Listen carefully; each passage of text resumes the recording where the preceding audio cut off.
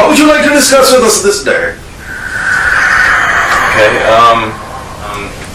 well, I was curious because this poem came out like a year after I had this experience where I was feeling very peaceful and quiet, and I closed my eyes, and I saw this dragon.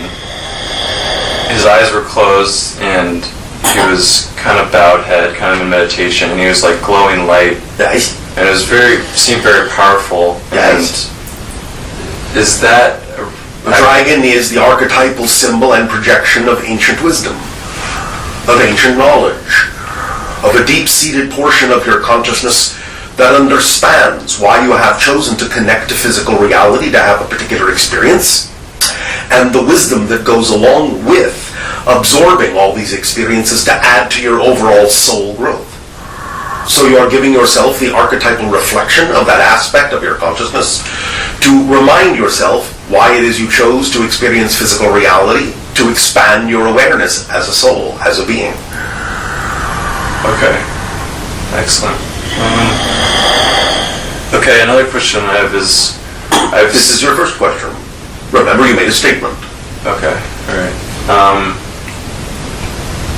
I've also seen a lot of things with snakes, and... Same difference. Okay, same symbol, same idea. Generally speaking. Okay. And specifically the caduceus, or yes, the two snakes, or just one snake going up a rod? Yes. Representative again of the idea of physiological reality as symbolized by the DNA spiral. Because that is in a sense what you are as a physical being. You are DNA. That is what you actually are as a physical being. The DNA that you are as a physical being has wrapped itself in a mobile suit that can walk around and sense things and perceive things and have an experience. But fundamentally, as a physical being, you are literally a strand of DNA. Okay. Makes sense? Yeah. Okay.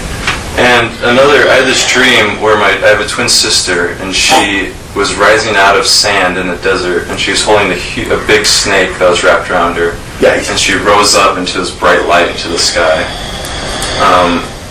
And what does snakes have to do with like ascension or idea? Well, again, it has to do with the understanding of ancient wisdom, as represented by the form you know as Ouroboros. Are you familiar with this? Yeah. The snake ingesting its own tail, it represents the idea of eternity, of no beginning and no end, the never-ending circle in that sense, the cycles of life. And by incorporating the idea of a twin sister, you are balancing and blending the masculine and feminine aspect to create a balanced form of wisdom that in that balance will allow your frequency to rise, which is equivalent to the concept of ascension. Okay, excellent. It is also representative of the idea of the spinal cord, the snake in that sense, and the kundalini energy that when, again, accelerated, allows you to raise your frequency. Make sense? Yeah. All right. Okay. Because it ends at the base of your skull.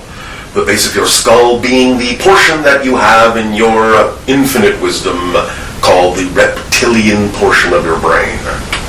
Right. You understand? Yeah. So in that sense, you could say that is the head of the snake, connecting to the rest of your brain, and its body and tail forms your spinal column. Okay. Make sense? Yeah. Okay. Does that help you? Yes, it does. All right. And in reference to the third eye, yes, the pineal gland. Does that open when that energy, the kundalini energy, rises? Well, it does, but it also opens every time you drink.